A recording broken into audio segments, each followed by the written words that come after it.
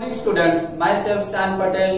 Today we are going to start part 4 of lesson number 4 materials, metals and non metals. देखो बच्चों, जैसे कि हमने लास्ट लेक्चर में हमने समझा था कि सबसे पहले तो फिजिकल प्रॉपर्टीज के बारे में समझा, उसके बाद में हम केमिकल प्रॉपर्टीज में आए। बराबर, केमिकल प्रॉपर्टीज में लास्ट जो प्रॉपर्टी फर्स्ट प्रॉपर्टी थी लास्ट लेक्चर में हमने समझा था, कौन सी प्रॉपर्टी, रिएक्शन विद ऑक्सीजन समझा था। बराबर, लास्ट लेक्चर में तो एक प्रॉपर्टी हमने समझ ली कि मेटल्स एंड नॉन मेटल्स जो है वो ऑक्सीजन के साथ किस तरीके से रिएक्शन करते हैं। क्लियर? तो आज हम उसकी सेकंड प्रॉपर्टी के बारे में समझेंगे, reaction with water. Metals and non metals दोनों वाटर के साथ किस तरीके से रिएक्शन करेंगे उसके बारे में। Clear? Okay, see here, sodium metal is very reactive. It reacts vigorously with oxygen and water. देखिए, सोडियम जो मेटल है, sodium metal very reactive, water के साथ वेरी रिएक्टिव, बहुत रिएक्टिव होता है वो, directly vigorously with oxygen and water, बहुत क्विकली वो, a lot of heat is generated in the reaction. It is therefore stored in kerosene. जो सोडियम जो मेटल है उसको अगर हम ऑक्सीजन एंड वाटर के साथ अगर वो रिएक्शन प्रोसेस उसकी होती है तो क्या होता है, lot of heat is generated in reaction. Reaction process में लॉट ऑफ हीट जनरेट होती है। बराबर, इजीली वो क्विकली वो हीट हो जाता है, क्विकली वो गर्म हो जाता है। Clear? Okay, it is therefore stored in oxygen. इसीलिए सोडियम को केरोसिन में रखा जाता है। किसमें रखा जाता है? केरोसिन में उसको स्टोर किया जाता है। Okay, clear? Okay, then second point, some other metals do not do so. For example, iron reacts with water slowly. दूसरे कुछ मेटल्स है वो इस तरीके से क्विकली रिएक्ट नहीं होते, जैसे कि सोडियम है। सोडियम को अगर हम ऑक्सीजन एंड वाटर के साथ वो इजीली रिएक्ट हो जाता है। बराबर, इजीली वो गर्म हो जाता है सोडियम। लेकिन दूसरे कुछ मेटल्स है वो इजीली ऐसे रिएक्ट नहीं करते, like iron reacts with water slowly.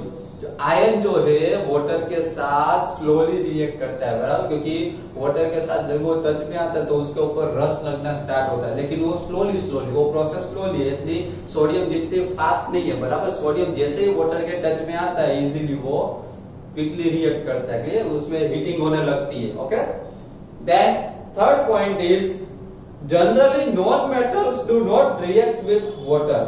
Generally क्या होता है, नॉन मेटल्स जो होते हैं वो वाटर के साथ फास्ट ऐसे रिएक्ट नहीं करते। Okay, though they may be very reactive in air के साथ फास्ट रिएक्ट करते हैं। बराबर, तो भी वो वाटर के साथ इतना फास्ट रिएक्ट नहीं करते। कौन? नॉन मेटल्स जो है एयर के साथ उसका फास्ट रिएक्शन होता है, लेकिन वाटर के साथ इतना फास्ट रिएक्शन नहीं होता, स्लोली प्रोसेस होती है उसकी। Okay, such non metals are stored in water. इसीलिए ऐसे नॉन मेटल्स को वाटर में स्टोर किया जाता है। क्लियर? समझ में आ गया? तो मेटल्स जो है इसमें हमने समझा कि रिएक्शन विद वाटर, मेटल्स जो है वो वाटर के साथ फास्ट रिएक्शन करते हैं, जैसे कि नॉन मेटल्स है वो वाटर में इतना फास्ट रिएक्ट नहीं करेंगे, जिसकी वजह से उसको कहां पे वाटर में स्टोर किया जाता है। Clear? Okay, then for example, phosphorus is a very reactive non metal.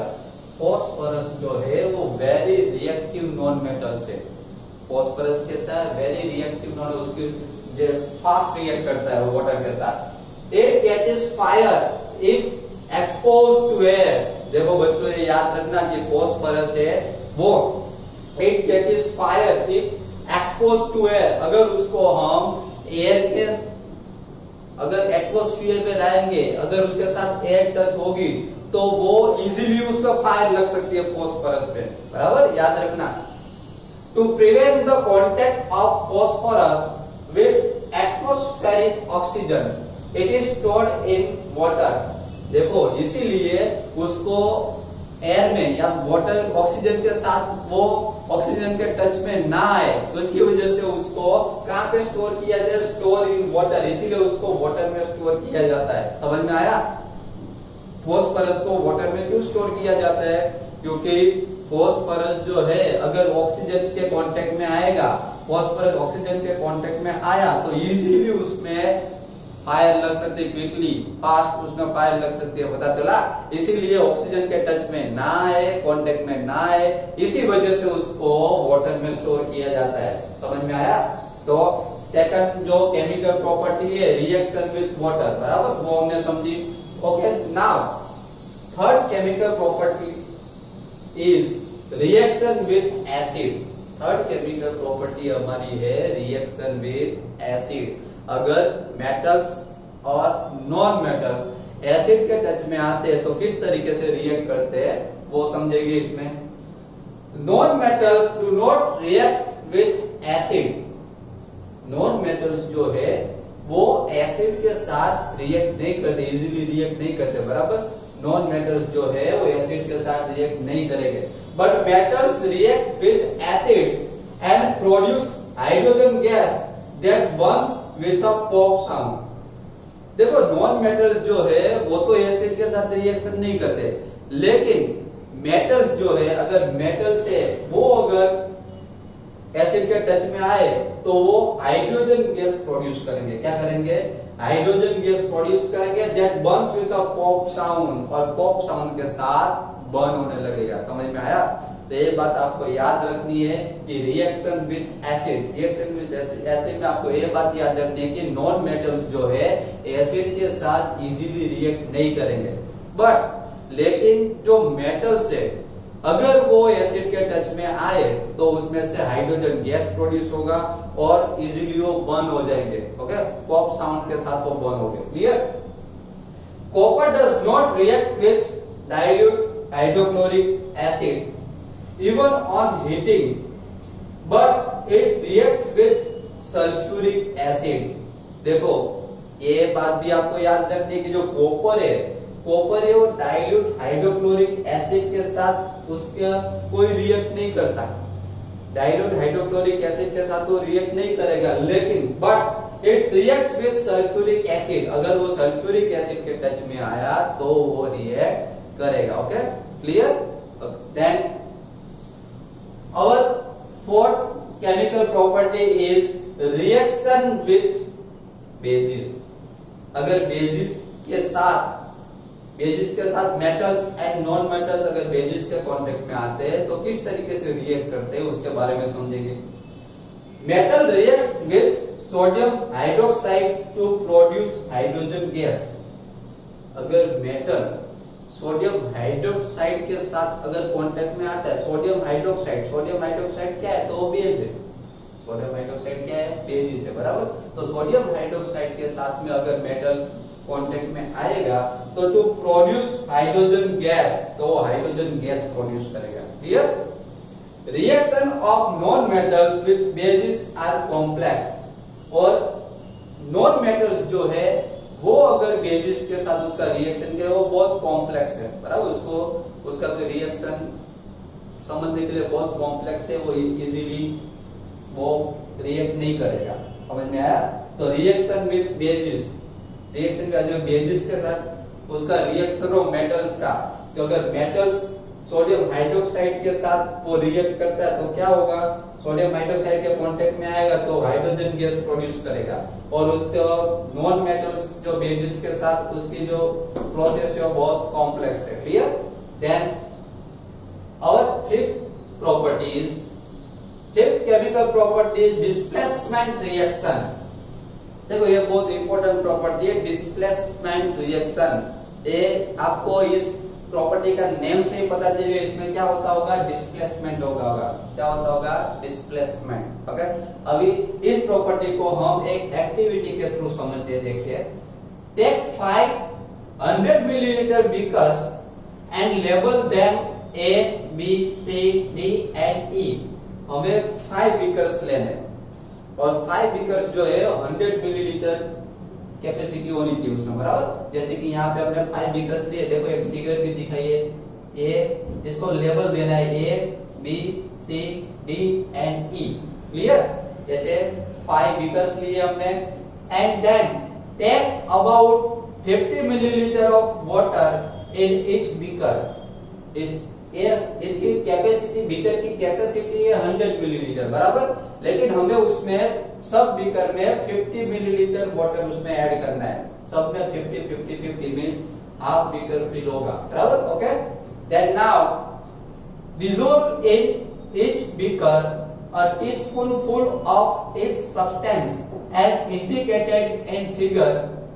Figure में जैसे दिए उसी तरीके से बाद में हमें उसमें फिगर में जो जो सब्सटेंस दिए वो सब्सटेंस उसमें ऐड करते जाने बराबर।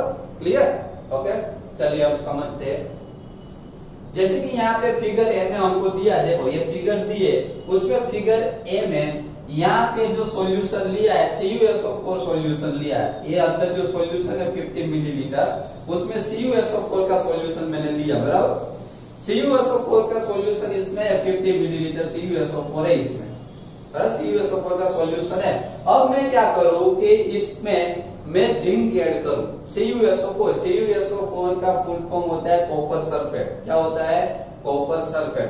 अब पहले से बीकर ए में CuSO4 का सॉल्यूशन है बराबर। अब मैं उसमें जिंक ऐड करूं। क्या ऐड करूं? जिंक।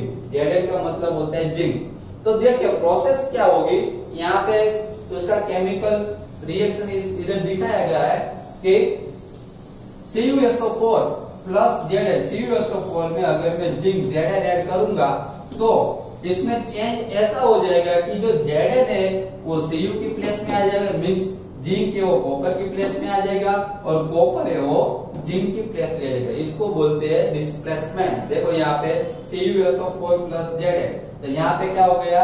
ZnSO4 Cu की प्लेस में Zn आ गया। समझ में आया? तो जिंक सल्फेट हुआ प्लस Zn जहाँ पे था वहां पे Cu आ गया। दोनों अपनी प्लेस चेंज कर देते हैं। समझ में आया? इसीलिए इस प्रॉपर्टी को बोलते हैं displacement property. Clear?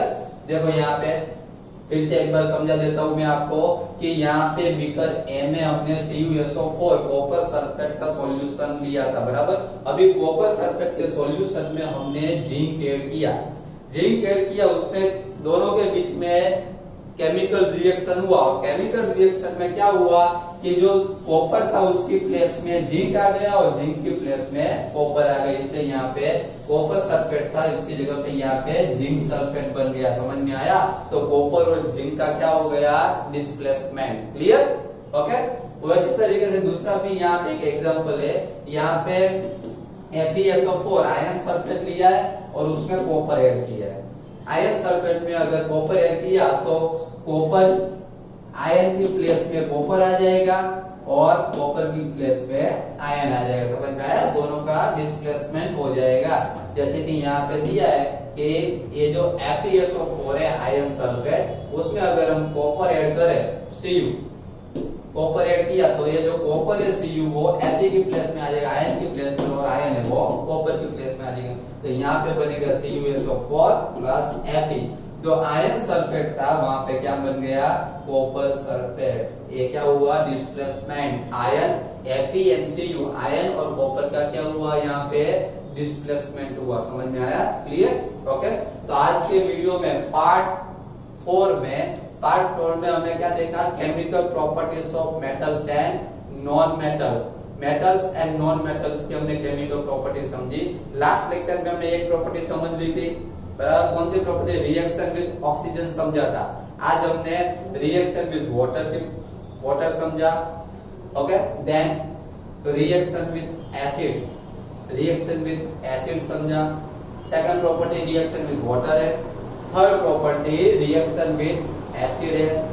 Then fourth property is reaction with bases, and then last fifth property displacement reaction बराबर। तो मेटल्स एंड नॉन मेटल्स दोनों ये सब किस तरीके से रिएक्ट करते हैं? वाटर के साथ, एसिड के साथ, बेसिस के साथ और डिस्प्लेसमेंट बराबर। वो सब हमने प्रॉपर्टीज समझी। तो ये जितनी भी प्रॉपर्टीज आज हमने पार्ट 4 में देखी है बराबर, वो सब आपको रीड करनी है, ठीक से उसको लर्न करनी है। ओके, एक बार फिर से ये वीडियो देख लेना, आपको क्लियरली समझ में आ जाएगा। Okay, thank you very much.